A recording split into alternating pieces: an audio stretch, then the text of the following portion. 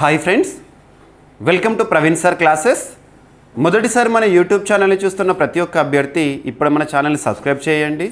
పోటీ పరీక్షలకు ప్రిపేర్ అవుతున్న ప్రతి ఒక్క అభ్యర్థికి ఉపయుక్తంగా ఉండే కరెంట్ అఫైర్స్ని డైలీ కరెంట్ అఫైర్స్ రూపంలో ప్రతిరోజు సాయంత్రం 7 గంటలకు మీకు అందిస్తూనే ఉన్నాను.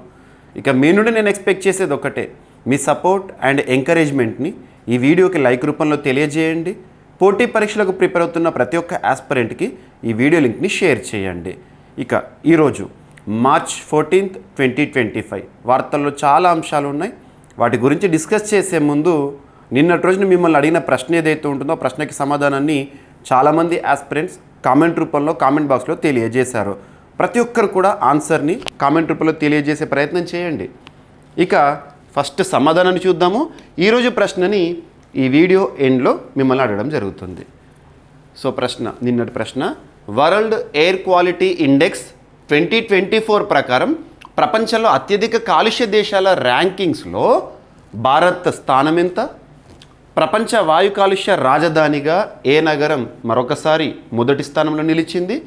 మరి ప్రపంచంలోనే అత్యంత కాలుష్యపూరిత నగరాల జాబితాలో ఏ నగరం టాప్లో ఉంది? సో ఇక్కడ అబ్జర్వ్ చేస్తే ఆన్సర్ ఫస్ట్ క్వశ్చన్ ఏమని చెప్పాను, ఇక్కడ అత్యధిక కాలుష్య దేశాల ర్యాంకింగ్స్లో దేశాల పరంగా చూస్తే భారత్ 5వ స్థానంలో ఉంది. 5వ స్థానం. మరి ఇంతకీ పరిమితం అవ్వాలంటే కాదు, భారత్ కంటే ముందు స్థానాల్లో మొదటి 4 స్థానాల్లో ఉన్న ప్రపంచంలోనే అత్యంత కాలుష్యపూరిత దేశాలు ఏవైతే ఉంటాయో వాటి పేర్లు గుర్తుపెట్టుకోవాలి. Chad, Congo, Bangladesh, Pakistan, next 5th పొజిషన్లో భారత్. సో ఫస్ట్ బిట్ అయిపోయింది.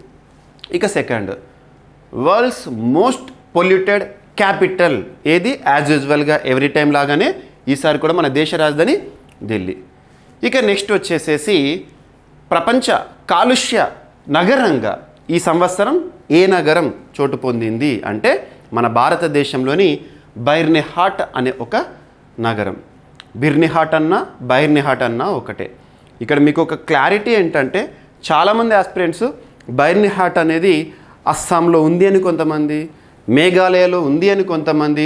ఈరోజు మీరు వార్తాపత్రికల్లో కనుక చూసినట్లయితే మీకు హిందూ పేపర్లో కూడా ఇచ్చాడు బైర్నిహాట్ లొకేషన్ గురించి.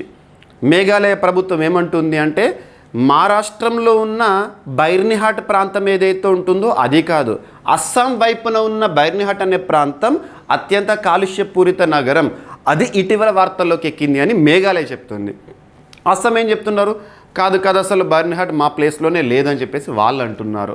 సో మీరు అబ్జర్వ్ చేస్తే ఎప్పుడైనా మీరు అస్సాం, మేఘాలయ ఈ ప్రాంతాలు పర్యటించినప్పుడు మీరు పర్సనల్గా ఎక్స్పీరియన్స్ అవుతారు. రోడ్డుకు ఇటువైపు మేఘాలయ, ఇటువైపు అస్సాం అలాగా ఉంటుంది. కాబట్టి కొన్ని లొకేషన్స్ విషయంలో మనకు ఆ సందిగ్ధం అనేది ఉంటుంది. మీరు మన వాట్సాప్ ఛానల్ని ఫాలో అవ్వండి. ప్రవీణ్ సార్ వాట్సాప్ ఛానల్ ఏదైతే ఉంటుందో ప్రవీణ్ సార్ పేరుతో ఉంటుంది. సో ఆ వాట్సాప్ ఛానల్లో మీకు ఈరోజు ఆ స్టేట్మెంట్ ఏదైతే ఉంటుందో, మేఘాలయ చెప్పిన స్టేట్మెంట్ ఏదైతే ఉంటుందో దాన్ని మీకు పోస్ట్ చేశాను. నిన్నటి రోజున కూడా నా వాట్సాప్ ఛానల్లో ఈ లొకేషన్ గురించి ఆ కాంట్రవర్సీ ఏదైతే ఉందో ఇమేజ్ కూడా చూపించాను, చూడండి. ఓకేనా? సో బైర్నిహాట్ అని గుర్తుంచుకోండి, సరిపోతుంది. ఇక అడ్మినిస్ట్రేటివ్ కంట్రోల్ మాత్రం మ్యాక్సిమం మేఘాలయ పరిధిలోనే ఉంది. రీసెంట్గా రిలీజ్ చేసిన రిపోర్ట్లోనేమో అస్సాం అని చూపించారు. ఓకేనా? సో బైర్నిహాట్ గుర్తుపెట్టుకోండి. So world air quality index 2024 ప్రకారం ప్రపంచంలో అత్యధిక కాలుష్య దేశాల ర్యాంకింగ్స్లో భారత స్థానము 5వ స్థానము. వాయు కాలుష్య రాజధానిగా ప్రపంచంలో మరొకసారి ఢిల్లీ, అండ్ నగరం వచ్చేసేసి బైర్నిహాట్. ఎవరు రిలీజ్ చేశారు రిపోర్ట్ని? ఐక్యూ ఎయిర్ అనే ఒక సంస్థ. ఐక్యూ ఎయిర్ అనే సంస్థ. ఈ సంస్థ యొక్క ప్రధాన కేంద్రం ఎక్కడ? స్విట్జర్లాండ్ కేంద్రంగా పనిచేస్తున్న సంస్థ, గుర్తుపెట్టుకోండి. సో ప్రతి ఏటా కూడా విడుదల చేస్తుంది కదా నివేదిక. ఈ సంవత్సరం కూడా వరల్డ్ ఎయిర్ క్వాలిటీ రిపోర్ట్ 2024 అనే పేరుతో నివేదికను విడుదల చేసింది. ఆ నివేదిక గురించి రానున్న పోటీ పరీక్షలో తప్పనిసరిగా క్వశ్చన్స్ వచ్చే అవకాశాలు ఉన్నాయి. మీరు కూడా చూడండి. నిన్న క్లాస్లో దీనికి సంబంధించి మొత్తం ఎక్స్ప్లెయిన్ చేశాను. క్లియర్? ఇక ఈరోజు ప్రశ్నని ఈ వీడియో చివరిలో అడుగుతాను. ప్రతి ఒక్కరు కామెంట్ బాక్స్లో తెలియజేయండి. అండ్ మన డైలీ కరెంట్ అఫైర్స్ క్లాసెస్ పట్ల మీ యొక్క అభిప్రాయం, ఫీడ్బ్యాక్, ఇన్పుట్ కూడా మీరు కామెంట్ బాక్స్లో రాయొచ్చు. ఓకేనా? ప్రతి ఒక్కరు లైక్ చేయండి, మీ ఫ్రెండ్స్ అందరికీ షేర్ చేయండి. ఇక ఈరోజు ఫస్ట్ టాపిక్ మార్చ్ 14, 2025కి సంబంధించి ఫస్ట్ టాపిక్, విజయవంతంగా స్పెడెక్స్ శాటిలైట్ల అండాక అంట. సో మొదటి నుండి రావాలి మనం ఇక్కడ. సో మీరు అబ్జర్వ్ చేస్తే డిసెంబర్ 30, 2024 డేట్ ఇంపార్టెంట్. మీకు science and technology point of వ్యూలో డేట్స్ కూడా ఇంపార్టెంట్. ఏ తేదీన ప్రయోగం జరిగింది, ఏ తేదీన విజయవంతము ల్యాండింగ్ జరిగింది, ఇలాంటివి చూస్తూ ఉంటాము. సో ఇక్కడ డిసెంబర్ 30th, 2024 అంటే లాస్ట్ ఇయర్. ఆ రోజున ISRO, Indian Space Research Organisation, భారతదేశంలో అంతరిక్ష పరిశోధనలు లేదా ప్రయోగాలు చేస్తున్న అత్యున్నత సంస్థ ఇస్రో చేసిన ప్రయోగం PSLV C60 ప్రయోగం విజయవంతం అని చెప్పేసి మనం చూసాము. దాని యొక్క ఉద్దేశం ఏంటంటే మొదటిసారి డాకింగ్ కోసం ఉద్దేశించబడింది. డాకింగ్ కోసం ఉద్దేశించబడిన ప్రయోగం. డాకింగ్ అంటే ఏం లేదు, అంతరిక్షంలో మల్టిపుల్ శాటిలైట్స్ని పంపినప్పుడు 2 ఉపగ్రహాలు అనుకోండి, 2 ఉపగ్రహాలను పంపి అంతరిక్షంలో పరస్పరం అవి తిరుగుతూ ఉంటాయి కదా, పరస్పరం ఒకదానికొకటి అనుసంధానించుకునే విధంగా తీర్చిదిద్దడము డాకింగ్. అంతరిక్షంలోనే 2 ఉపగ్రహాలను కలపడం సింపుల్గా డాకింగ్ ఎక్స్పెరిమెంట్ అంటారు. మరి అలా ఇస్రో ఈ డాకింగ్ ఎక్స్పెరిమెంట్ని విజయవంతంగా ఎప్పుడు పూర్తి చేసిందంట? జనవరి 16, 2025 official date. Space docking experiment. ఇక్కడ మీరు చూడండి, స్పాడెక్స్ గుర్తుపెట్టుకోండి. స్పేస్ అంటే అంతరిక్షంలో డాకింగ్ చేసే ఎక్స్పెరిమెంట్.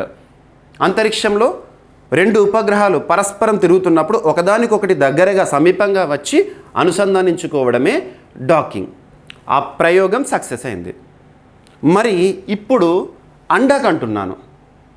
అండాక్ అంటే ఏంటంటే ఆ పరస్పరం ఒకదానికొకటి అనుసంధానమైన ఉపగ్రహాలు ఉన్నాయి కదా, వాటిని ఒకదానికొకటి దూరం చేయడం అన్నట్టు, విభజించడం అన్నట్టు. సో దాన్ని అండాక్ అంటాము. సో డాకింగ్, అండాకింగ్ 2 ప్రయోగాలు కూడా సక్సెస్ఫుల్ అయింది. మరి అండాకింగ్ ఎప్పుడు జరిగింది? నిన్నటి రోజున మార్చ్ 13th, 2025 రోజున జరిగింది. ఇస్రో అఫీషియల్గా ప్రకటించింది. ఇలాంటి ఎక్స్పెరిమెంట్స్ చేస్తున్న దేశాల జాబితాలో మన భారతదేశం టాప్ 5లోనే ఉంది, గుర్తుపెట్టుకోండి. ఓకేనా?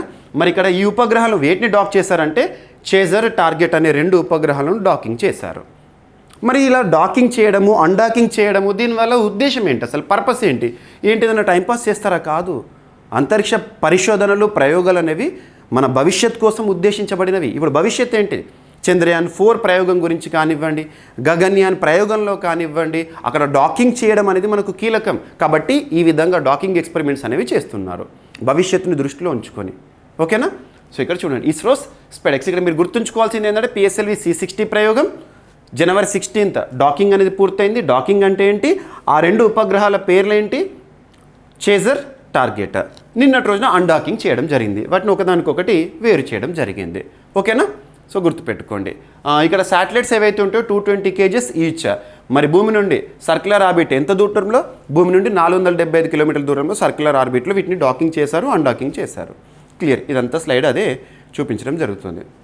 మీకు ఈరోజు మన ప్రవీణ్ సార్ వాట్సాప్ ఛానల్లో ఈ స్లైడ్ని పోస్ట్ చేస్తాను, చూడండి.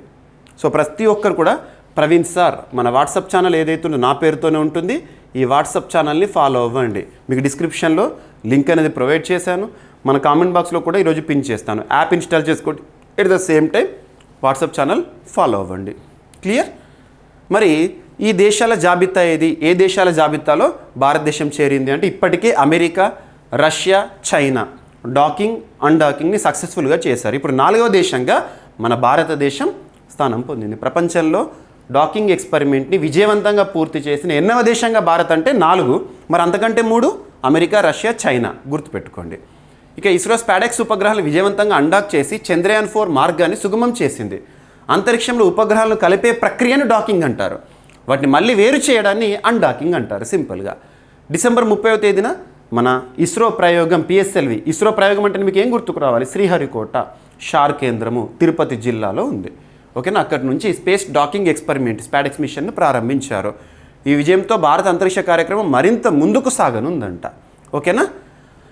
ఎస్, సరిపోతుంది. భవిష్యత్తు ప్రయోగాలను ఉద్దేశించి చేశారు. ఇంగ్లీష్ మీడియం ఆస్పిరెంట్స్ ఎలాంటి టెన్షన్ పడకండి. మీకు నేను GVK స్టడీ సర్కిల్ యాప్లో, మన యాప్లో ఎవ్రీ మంత్కి సంబంధించి మ్యాగజిన్ ఇస్తున్నాను. ఎవ్రీ 15 డేస్కి సంబంధించి సబ్జెక్ట్ వైజ్గా సెగ్రిగేట్ చేస్తూ 20 సెగ్మెంట్స్గా కరెంట్ అఫైర్స్ చెప్తున్నాను. Scientific approach towards current affairs CA 360 Telugu medium aspirants, English medium aspirants ఆ కోర్స్ తీసుకోండి. ఎందుకంటే మీకు గత పోటీ పరీక్షలో మన CA 360 సృష్టించిన సంచలనం ప్రతి ఒక్కరికి తెలిసిందే. ఇక్కడ మనం డైలీ కరెంట్ అఫైర్స్ చూస్తున్నాం.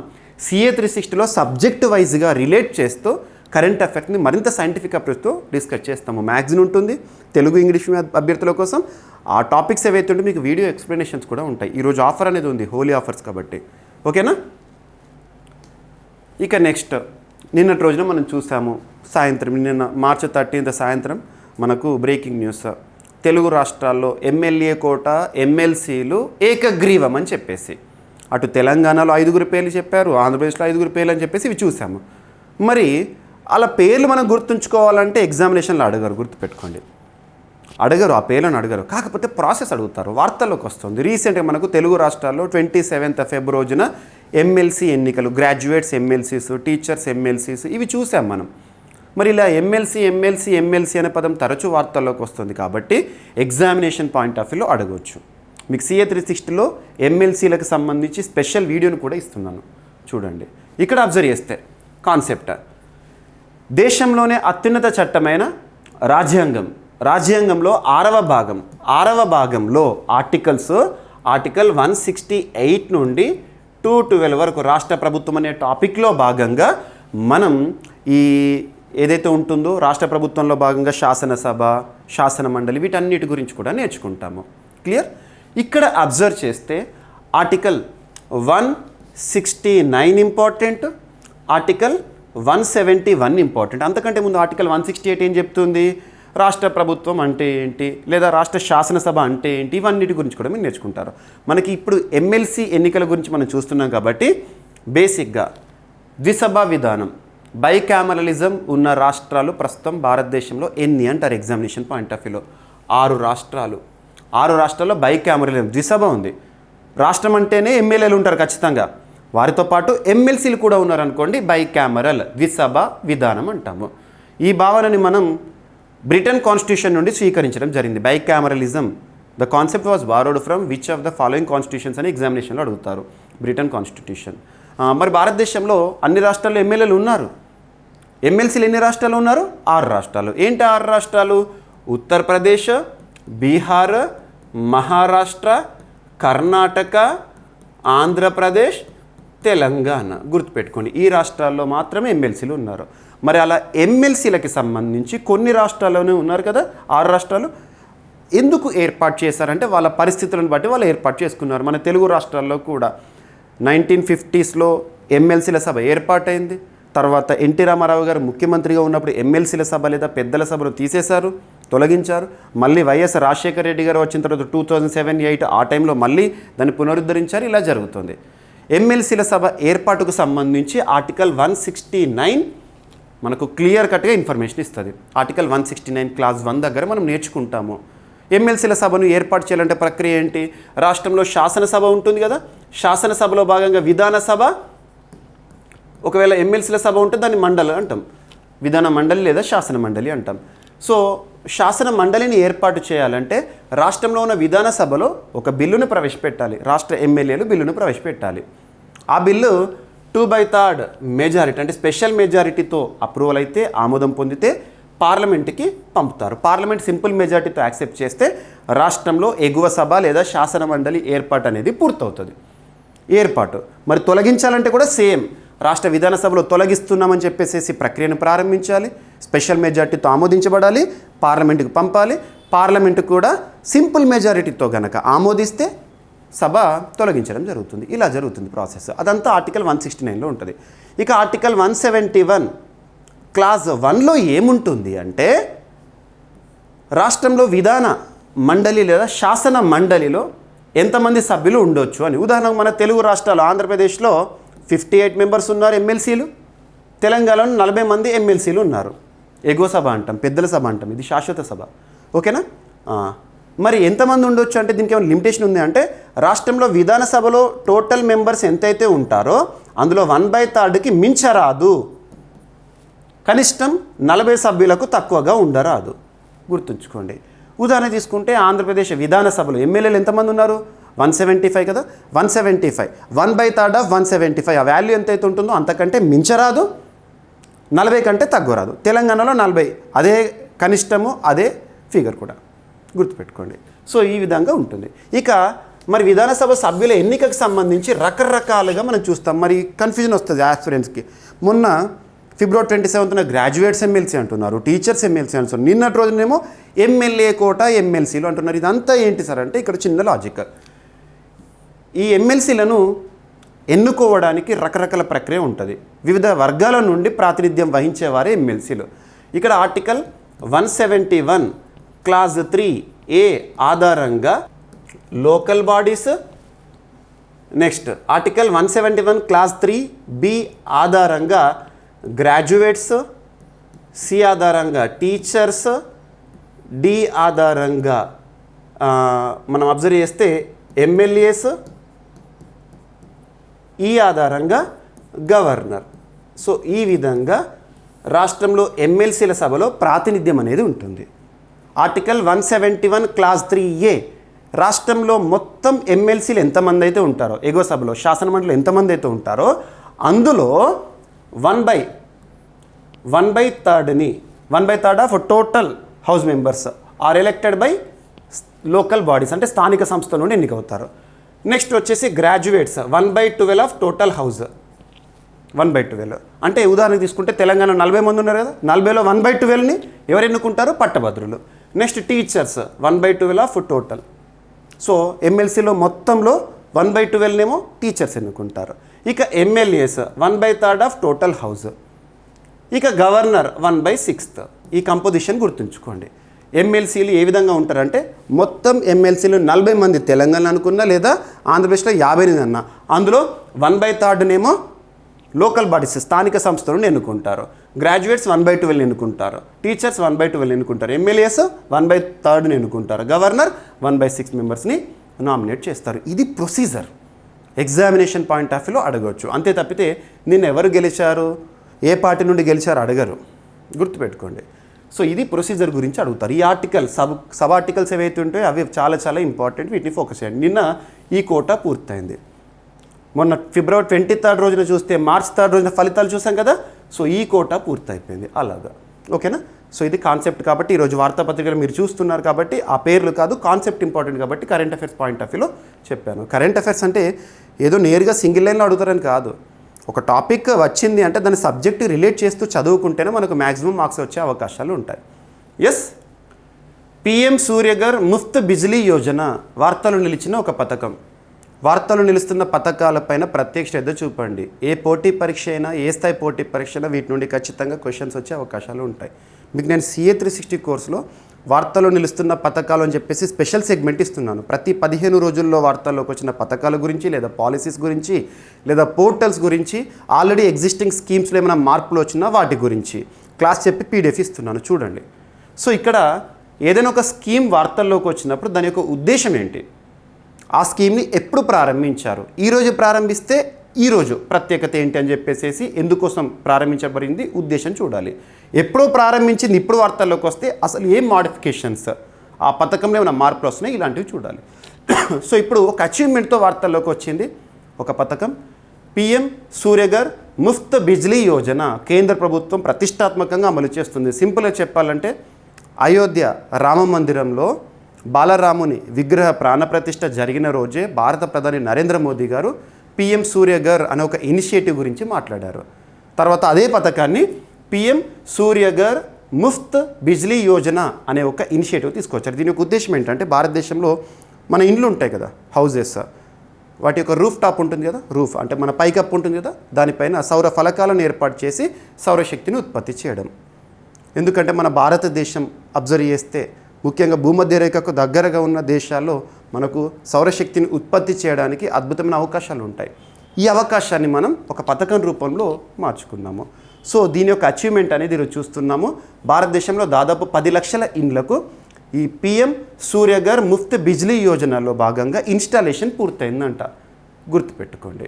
మరి ఈ పథకాన్ని ఎప్పుడు ప్రారంభించారు అని ఎగ్జామినేషన్ పాయింట్ ఆఫ్ వ్యూలో అడిగే అవకాశాలు ఉంటాయి.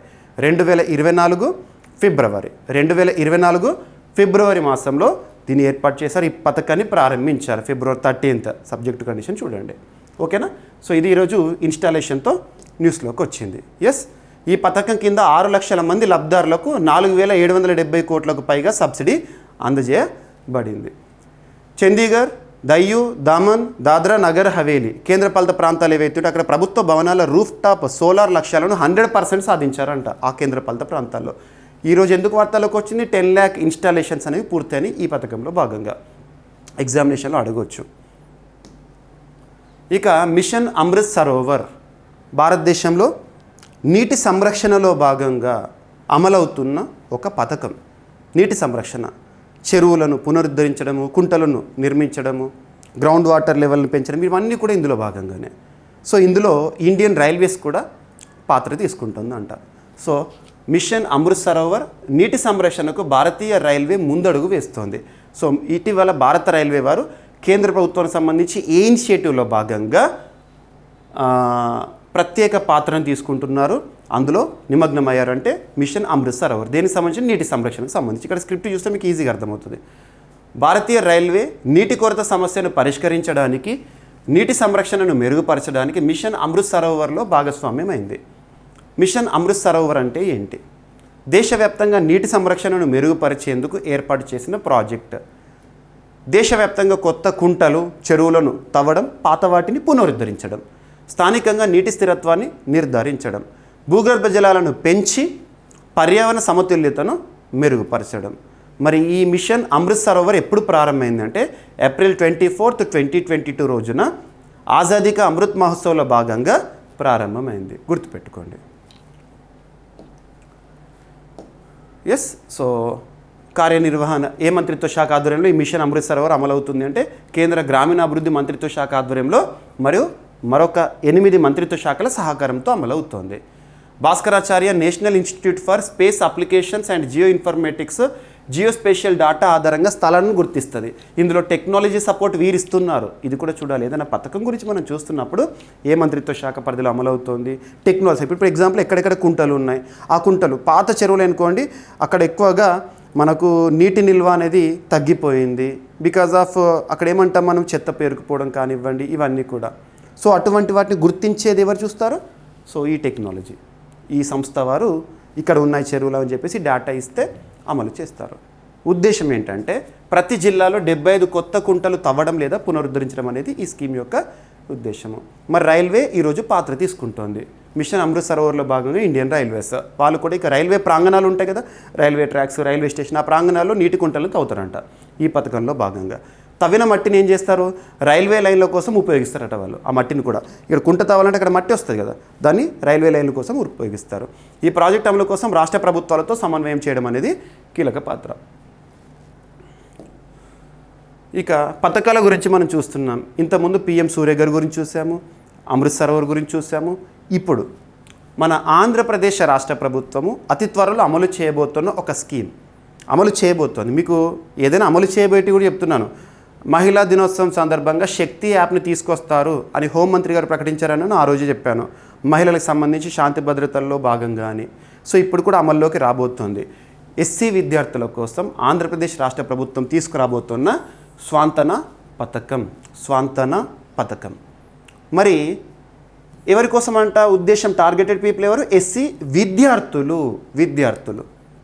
కామన్గా ఎస్సీ గురుకులాల్లో కానివ్వండి, ఎస్సీ గురుకులాలు ఉంటాయి కదా, గురుకులాల్లో కానివ్వండి, వసతి గృహాల్లో కానివ్వండి ఉంటున్న ఎస్సీ విద్యార్థులు ఎవరైతే ఉంటారో వాళ్ళకు అస్వస్థత చేసిన ఏదైనా హెల్త్ రిలేటెడ్ ఇష్యూస్ ఉన్నా కూడా ఈ పథకంలో భాగంగా వాళ్ళకు దాదాపు 2 లక్షల రూపాయల వరకు అధునాతన వైద్య సేవలు అందించడం, NTR వైద్య సేవలో భాగంగా అందిస్తారంట. ఓకేనా?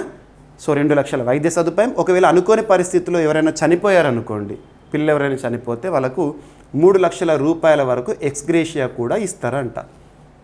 ఎక్స్గ్రేషియా. మరి ఈ పథకం అమలు కోసం విద్యార్థి నిధి అని ఒక నిధిని ఏర్పాటు చేసి, ఒక ఫండ్ని ఏర్పాటు చేస్తారంట 5 కోట్ల రూపాయలతో. దానిలో భాగంగా వచ్చే వడ్డీ ఏదైతే ఉంటుందో ఈ పథకం అమలు కోసం చేస్తామని చెప్పేసి సూచనప్రాయంగా చెప్పారు. ఈ పథకం అమలులోకి వచ్చిందంటే ఒక జీవో వస్తుంది. ఆ జీవోలో ఉండే పాయింట్స్ ఏవైతే ఉంటే అవి ఫైనల్. వాటిని మనం ఎగ్జామినేషన్ పాయింట్ ఆఫ్ వ్యూలో చూడాలి. సో ఇది సూచనప్రాయంగా అమల్లోకి వస్తుంది అని చెప్పేసి చెప్పడం జరిగింది. కాబట్టి ఇక్కడ మీకు చెప్తున్నాను. ఇక ఎస్సీలకు సంబంధించి మనం ఏదైనా నేర్చుకున్నప్పుడు వాళ్ళకి రిలేట్ చేయాలి.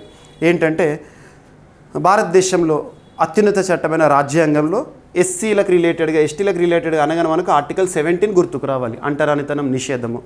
మరి భారతదేశంలో ఎస్సీలకు సంబంధించి అమలవుతున్న చట్టాలు అబాలిషన్ ఆఫ్ అన్టచబిలిటీ యాక్ట్ 1955 కానివ్వండి, protection of civil rights act 1976 కానివ్వండి, next SC ST prevention of atrocities act 1989 కానివ్వండి, ఇవన్నీ కూడా లింక్ చేసుకుంటూ పోవాలి. ఒక వర్గం వచ్చింది అంటే వాళ్ళకి సంబంధించి, మహిళలు వచ్చారంటే మహిళలకు సంబంధించి అన్ని ఆర్టికల్స్ చట్టాలు ఇలా లింక్ చేసుకుంటూ పోతే మనం మళ్ళీ పుస్తకాలు తీసి చూడడం ఇవన్నీ అవసరం లేదు.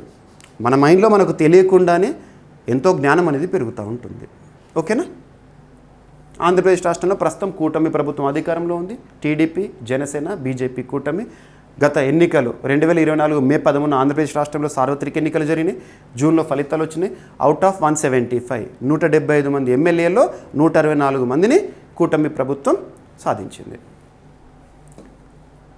ఇక యోగా మహోత్సవ్ 2025 అనేది ప్రారంభం. దీనికి సంబంధించి ఇక యోగా డే కౌంట్ డౌన్ అన్నట్టు. మనకు ప్రతి ఏటా కూడా యోగా దినోత్సవాన్ని ఎప్పుడు జరుపుకుంటాము? 21 జూన్. ఎవ్రీ ఇయర్ కూడా మొట్టమొదటి యోగా డే 2015 మొట్టమొదటి యోగా డే. సో అలా ప్రతి ఏటా కూడా యోగా దినోత్సవాన్ని 21 జూన్ రోజున మనం జరుపుకుంటాము. మరి ఇక కౌంట్ డౌన్ అనేది స్టార్ట్ చేశారు ఈ ఇంపార్టెంట్ డేని దృష్టిలో ఉంచుకొని. ఓకేనా? మరి ఏ మంత్రిత్వ శాఖ పరిధిలో అంటే మినిస్ట్రీ ఆఫ్ ఆయుష్ పరిధిలో. కేంద్రంలో నరేంద్ర మోదీ గారి ప్రభుత్వం ఏర్పడిన తర్వాత ఆయుష్ మంత్రిత్వ శాఖ అనేది ఏర్పడింది. సో ఆ మంత్రిత్వ శాఖ పరిధిలో రీసెంట్గా March 13 నిన్నటి రోజున ఈ కౌంట్ డౌన్ అనేది ప్రారంభించారు. 100 days countdown for Yoga Day, International Yoga Day. ఇక యోగా గురించి మనం కొత్తగా చెప్పనవసరం లేదు. UNESCO, United Nations Educational Scientific Cultural Organization, UNESCO release చేసే జాబితాలు ఉంటాయి కదా, వరల్డ్ హెరిటేజ్ సైట్స్ అని, ఇంటాంజిబుల్ కల్చరల్ హెరిటేజెస్ అని, లేదంటే క్రియేటివ్ సిటీస్ నెట్వర్క్ అని ఇలా రిలీజ్ చేస్తుంది. అందులో యునెస్కో ఇంటాంజిబుల్ కల్చరల్ హెరిటేజ్ లిస్టులో ఇప్పటి వరకు భారతదేశంలో 15 చోటు పొందినాయి. అందులో 2016 సంవత్సరంలో యునెస్కో మన భారతదేశం నుండి యోగాకి స్థానాన్ని ఇచ్చింది. యోగా అనేది ఇంటాంజిబుల్ కల్చరల్ హెరిటేజ్ లిస్ట్లో ఉంది. ఏ సంవత్సరం అని అడుగుతారు? 2016. ఓకేనా? సో యోగాకి సింపుల్గా చెప్పాలంటే ప్రస్తుతం ప్రపంచానికే బ్రాండ్ అంబాసిడర్ ఇండియా ప్రపంచానికి యోగాను పరిచయం చేస్తుంది. ఓకేనా? నిన్నటి రోజున Yoga Mahotsav international day of యోగాకి సంబంధించి curtain raiser 100 days countdown start అని చెప్పేసి నిన్న March 13, ఈరోజు March 14. సో కేంద్ర ఆయుష్ మంత్రి ప్రతాప్రావ్ జాదవ్ నిన్నటి రోజున యోగా మహోత్సవ్ 2025ను ప్రారంభించారు. ఈ కార్యక్రమం 11వ అంతర్జాతీయ యోగా దినోత్సవంకు 100 రోజుల కౌంట్ డౌన్గా నిర్వహించబడుతుందంట. 100 రోజుల్లో దేశవ్యాప్తంగా 10 ప్రధాన కార్యక్రమాలు నిర్వహించనున్నట్లు మంత్రి గారు చెప్పారు. యోగా బంధన్ అనే యోగా మార్పిడి కార్యక్రమాన్ని 10 భాగస్వామ్య దేశాలతో కలిసి నిర్వహించనున్నారు. యోగా సంఘం కార్యక్రమాన్ని దేశవ్యాప్తంగా 10,000 ప్రాంతాలు నిర్వహించనున్నారంట. ఇది ఈ 100 రోజుల్లో చేయబోయే కార్యాచరణ. యోగా బంధన్, యోగా సంఘం అంటే ఏంటని అడగవచ్చు. నెక్స్ట్ ఇక తమిళనాడు తరచూ ఏదో ఒక వివాదం అంటే త్రిభాషా సూత్రాన్ని వ్యతిరేకిస్తూ వార్తల్లోకి వస్తుంది. గవర్నర్ వర్సెస్ గవర్నమెంట్తో వార్తల్లోకి వస్తుంది. డీలిమిటేషన్ వ్యతిరేకిస్తూ వార్తల్లోకి వస్తుంది. మీకు డీలిమిటేషన్ గురించి ఆల్రెడీ చెప్పాను. ఆర్టికల్ 82లో భాగంగా ఎన్నిసార్లు డీలిమిటేషన్ కమిషన్ ఏర్పడేవన్నీ కూడా. సో ఇలా తరచూ ఏదో ఒక అంశము. నిన్నటి రోజున తమిళనాడు రాష్ట్ర ప్రభుత్వం బడ్జెట్ని ప్రవేశపెట్టింది. మనం లాస్ట్ 2 days బ్యాక్ ఒక బడ్జెట్ గురించేమో అద్భుతమని చెప్పుకున్నాము.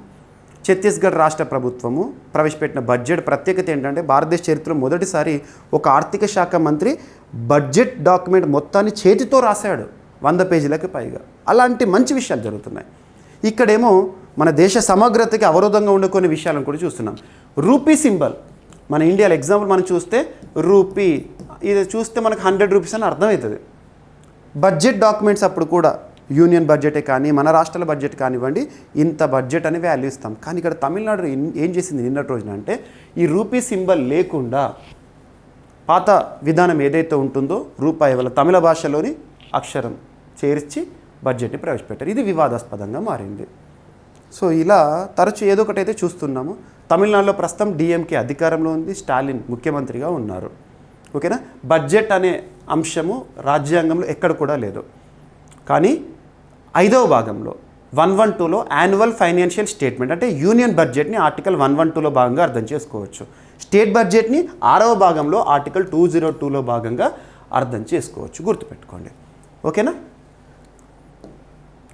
ఇక తరచూ వార్తలు నిలుస్తున్న అంశాలు IITs, Indian institute of technologies, వారు సాధిస్తున్న ఘనతలు, అద్భుతం, ఇన్నోవేషన్స్, ఐఐటీస్ ఇన్నోవేషన్స్.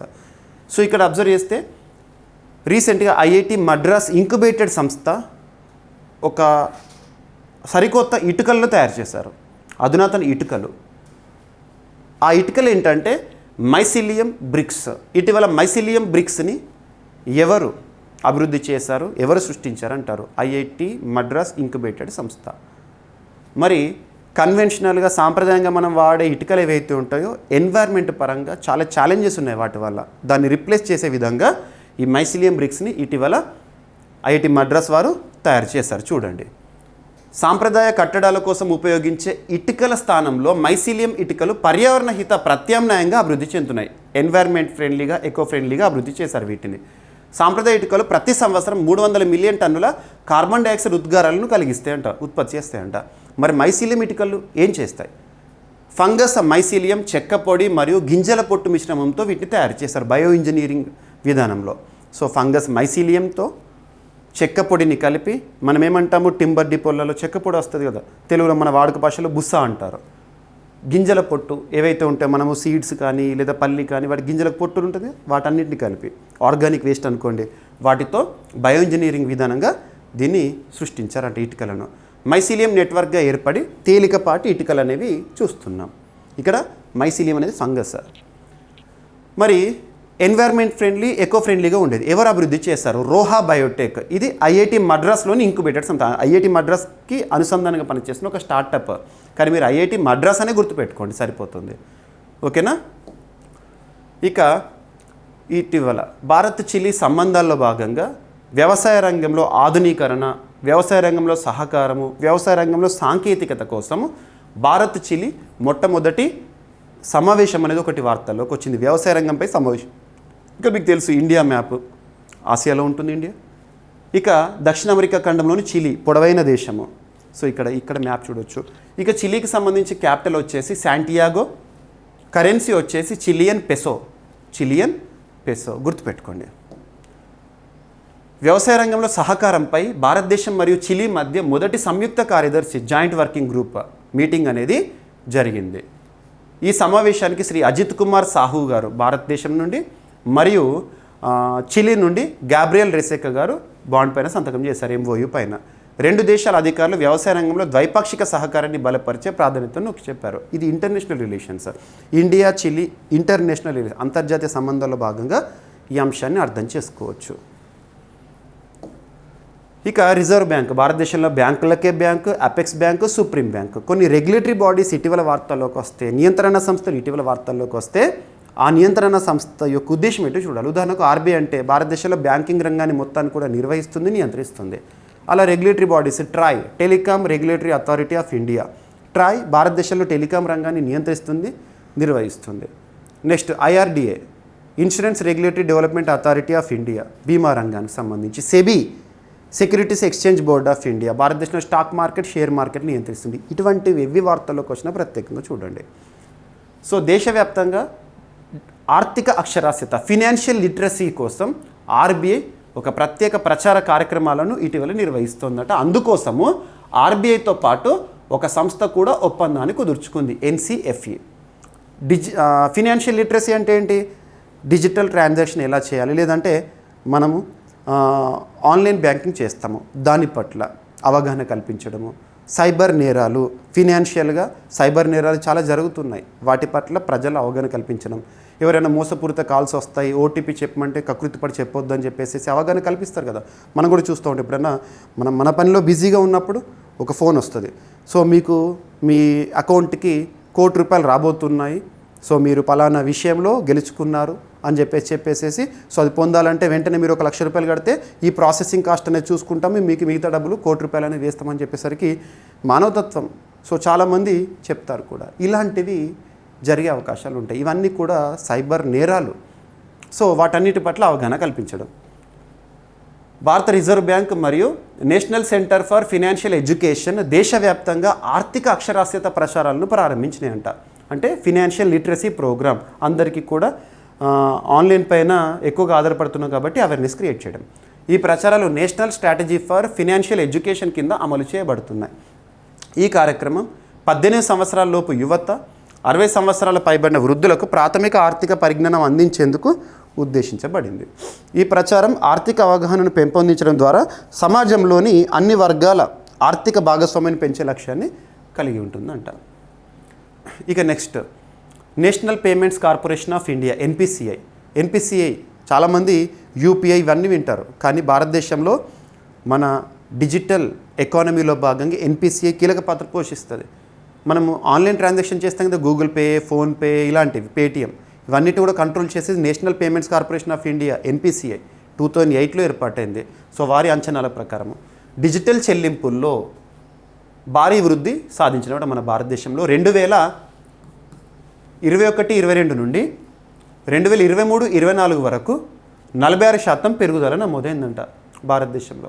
సో ఇక్కడ అబ్జర్వ్ చేస్తే ఆన్లైన్ ట్రాన్సాక్షన్స్, డిజిటల్ ట్రాన్సాక్షన్ విషయంలో మనం సాధిస్తున్న ఘనత ప్రతి ఒక్కరు. ఈవెన్ ఈరోజు ఎలాంటి డిజిటల్ రెవల్యూషన్ని చూస్తున్నామంటే, ఒక టీ తాగి 10 రూపాయలు 8 రూపాయలైనా కూడా గూగుల్ పే చేస్తున్నాం. సో ఇవి ఆన్లైన్ చెల్లింపుల్లో మనకు 2021-22 ఆర్థిక సంవత్సరం నుండి 2023-24 ఆర్థిక సంవత్సరం ముగిసే వరకు, ప్రస్తుత ఆర్థిక సంవత్సరం ముగియలేదు, ఇంకా 2024-25 ముగియలేదు, మార్చ్ 31 ముగుస్తుంది. So last financial year closing వరకు 46% పెరుగుదల నమోదైందంట భారతదేశంలో డిజిటల్ చెల్లింపుల విషయంలో. ఎన్పిసిఐ గణాంకాలు ఇవి. భారతదేశం డిజిటల్ చెల్లింపు లావాదేవీలు 8,839 కోట్ల నుంచి 18,737 కోట్లకు పెరిగినాయి అంట. 46% గ్రోత్ని చూడడం జరిగింది. UPI, unified payments interface, UPI అంటే జీపీఐ, మనము గూగుల్ పే, ఫోన్పే ఇవన్నీ కూడా యూపీఐ ఆధారంగా పనిచేస్తాయి. ప్రధాన వృద్ధి కారకంగా మారింది, గుర్తుపెట్టుకోండి, ఓకేనా. నెక్స్ట్ వచ్చేసేసి భారతదేశం నుండి ఈ యూపీఐ సేవలు ఫ్రాన్స్లో చూస్తున్నాము, శ్రీలంకలో కానీ, ఇటీవల కాలంలో మాల్దీవ్స్, వీటితో చర్చలు ఇవన్నీ కూడా ఏవైతే వార్తలకు వస్తున్నాయో వాటి విషయంలో చూడండి. ఎగ్జామినేషన్ అడగవచ్చు. ఇది ఎకానమీలో, కరెంట్ ఎకానమీలో ఇంపార్టెంట్ ఇటువంటి టాపిక్స్. నెక్స్ట్, ఒక ఒప్పందము అవేర్నెస్ సంబంధించి హోమియోపతి పరిశోధన అభివృద్ధికి సిసిఆర్హెచ్ ఒప్పందం అనేది ఇటీవల వార్తల్లోకి వచ్చింది. సిసిఆర్హెచ్ అంటే central council for research in homeopathy ఇటీవల హోమియోపతి పరిశోధన కోసం central council for research in homeopathy మరియు అదామస్ యూనివర్సిటీ ఎక్కడుంది ఇది అంటే కోల్కతాలో 2025 మార్చిలో ఈ నెలలోనే ఒక ఒప్పందాన్ని కుదుర్చుకున్నారు. దేని విషయంలో? సో సిసిఆర్హెచ్ మరియు అదామన్ యూనివర్సిటీ రెండూ కలిసి భారతదేశంలో హోమియోపతి విద్య పరిశోధన కోసం సహకారాన్ని ఇచ్చుకుంటాయి అంట, పరస్పర సహకారం కోసం, గుర్తుపెట్టుకోండి, ఓకేనా. ఆయుష్ మంత్రిత్వ శాఖ ఆధ్వర్యంలో హోమియోపతి ప్రధాన ఆరోగ్య సంరక్షణ విధానంలోకి తీసుకురాబడింది. నెక్స్ట్, హిస్టరీకి సంబంధించి చరిత్రలో కూడా కాంటెంపరీ ఇష్యూస్ ఉంటాయి, వర్తమాన అంశాలు చరిత్రలో కూడా ఉంటాయి. ఎలా ఉంటాయంటే, చరిత్ర అంటేనే స్టడీ ఆఫ్ ద పాస్ట్ కదా, ఎప్పుడు జరిగింది కదా సార్ అంటాం, కానీ ఎప్పుడో జరిగింది ఇప్పుడు బయటకు వస్తుంది అనుకోండి, అది హిస్టరీలో కాంటెంపరీ ఇష్యూగా చూడాలి. రీసెంట్గా కంబోడియా గురించి మనం చాలాసార్లు చూస్తూ ఉంటాం, అతిపెద్ద హిందూ దేవాలయం, ఇటువంటి పదాల గురించి చూసినప్పుడు కంబోడియాలోని అంకోర్ ఆ ప్రాంతంలో అరుదైన బుద్ధ విగ్రహం అనేది ఇటీవల లభ్యమైంది. ఆ బుద్ధ విగ్రహం ఏదైతే ఉంటుందో ఆ బుద్ధ విగ్రహానికి తల లేదంట. 12 నుండి 13వ శతాబ్దం కాలం నాటిదంట. ఆర్కియాలజిస్టులు తవ్వకాల్లో దీన్ని బయట పెట్టారు. The torso of Buddha statue has been founded కంబోడియాస్ అంకోర్ టెంపుల్ యొక్క ప్రత్యేకత సూపర్లేటివ్ మనందరికీ తెలిసిందే. ఇక మనకు కంబోడియా అనేది వార్తల్లోకి వచ్చింది కాబట్టి లొకేషన్ ఇంపార్టెంట్. ఏదైనా దేశం వార్తల్లోకి వచ్చిందంటే లొకేషన్ చూస్తుందంటే 2-3 సార్లు మీరు ఇలా చూస్తే ఐడియా అయిపోతుంది మీకు. సో కంబోడియా యొక్క కరెన్సీ కంబోడియన్ రియల్, కంబోడియా యొక్క రాజధాని ఫోమ్ పెన్, ఓకేనా. సో కంబోడియా అనేది ఈరోజు వార్తల్లోకి వచ్చిన ఒక అంశం. ఇక క్రీడలకు సంబంధించి 15th hockey India senior women national championship 15th hockey India senior women national championship విజేతగా ఎవరు నిలిచారంటే జార్ఖండ్ రాష్ట్రం నిలిచింది. ఎవరిపైన గెలుపొందారంటే last time Haryana defending champion హర్యానాపై గెలుపొందారు. మరి ఛాంపియన్షిప్ 2011లో హాకీ ఇండియా ఆవిర్భావం తర్వాత జరగడం ప్రారంభం. సో ఇటీవల మార్చ్ 1 నుండి మార్చ్ 12 వరకు జరిగిన క్రీడా సంబంధిత అంశము హాకీ ఇండియా వారి ఆధ్వర్యంలో జరిగిన టోర్నమెంటు మహిళలకు సంబంధించి సీనియర్ హాకీ విమెన్ ఛాంపియన్షిప్, జాతీయ ఛాంపియన్షిప్ని ఎవరు కైవసం చేసుకున్నారు అంటారు?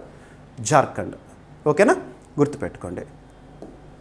ఇక ఈరోజు ప్రశ్న, ఏపీ అభ్యర్థులైతే ఏపీకి సంబంధించి కామెంట్ చేయండి ఏకసభ్య కమిషన్ పేరుని, తెలంగాణ అభ్యర్థులైతే తెలంగాణకు సంబంధించి ఏకసభ్య కమిషన్ని కామెంట్ చేయండి. మీకు లాస్ట్ 3 days బ్యాక్ ఒక కేసు గురించి చెప్పాను, ఆ కేసు గురించి కూడా మీరు అదనపు సమాచారం తెలిస్తే కామెంట్ చేయండి. దీనికి రిలేట్ చేస్తూ తెలుగు రాష్ట్రాల్లో ఎస్సీ వర్గీకరణపై అధ్యయనం చేయడానికి ఆంధ్రప్రదేశ్, తెలంగాణ ప్రభుత్వాలు ఎవరి ఆధ్వర్యంలో ఏకసభ్య కమిషన్లను ఇటీవల వేశాయి? చెప్పండి. తెలంగాణ అయితే తెలంగాణకు సంబంధించి రాయండి, ఏపీ అయితే ఏపీకి సంబంధించి రాయండి. ఇక ఈరోజు వార్తలు నిలిచిన అంశాలను క్విక్ రివిజన్ చేస్తే, స్పెడెక్స్ విజయవంతమని, నెక్స్ట్ ఎమ్మెల్యే కోట, ఎమ్మెల్సీ ఎన్నికలు విధానం గురించి మనం చూసాము, ఎలా ఎన్నుకోవడం జరుగుతుంది ఎమ్మెల్సీలను చెప్పేసేసి, పిఎం సూర్యఘర్ ముఫ్త్ బిజ్లీ యోజన సక్సెస్ గురించి చూసాము, అండ్ మిషన్ అమృత్ సరోవర్ నీటి సంరక్షణకు భారతీయ రైల్వే ముందడుగు వేస్తోందని చెప్పేసి మిషన్ సరోవర్ ఉద్దేశం ఏంటి, ఆంధ్రప్రదేశ్ రాష్ట్ర ప్రభుత్వం ఎస్సీ విద్యార్థుల కోసం ప్రారంభించబోతున్న స్వాంతన పథకం, and yoga Mahotsav 2025 count down for international Yoga day అనే అంశము, అండ్ తమిళనాడులో రూపీ సింబల్ వివాదం అనేది వార్తల్లోకి వచ్చింది, మెసిలియం ఇటుకలను తయారు చేస్తూ ఐఐటి మద్రాస్ వార్తల్లోకి వచ్చింది, అండ్ వ్యవసాయంపై భారత్ చిలీ సహకారం ఇటీవల వార్తల్లోకి వచ్చింది, ఫినాన్షియల్ లిటరసీపై అవగాహన కార్యక్రమాలు ప్రారంభించిన ఆర్బీఐ, ఎన్సీఎఫ్ఈ, అండ్ భారతదేశంలో ఆన్లైన్ చెల్లింపులు డిజిటల్ రివల్యూషన్ సంబంధించి గ్రోత్, అండ్ హోమియోపతి పరిశోధన కోసం వార్తలు నిలిచిన ఒప్పందము, అండ్ అంకోర్లో అంటే కంబోడియా దేశంలో అరుదైన బౌద్ధ విగ్రహం అనేది బయటపడింది, అండ్ క్రీడలకు సంబంధించి 15th hockey India senior women national ఛాంపియన్గా జార్ఖండ్, హర్యానాపై గెలుపొందడం. అండ్ ఈరోజు ప్రశ్న, ప్రతి ఒక్కరు కూడా కామెంట్ చేయండి, వీడియోని లైక్ చేయండి. మీ నుండి నేను ఎక్స్పెక్ట్ చేసేది అదే, ఎందుకంటే మీ ఎంకరేజ్మెంట్, మీ సపోర్ట్ మరింత ఎనర్జెటిక్గా చెప్పడానికి.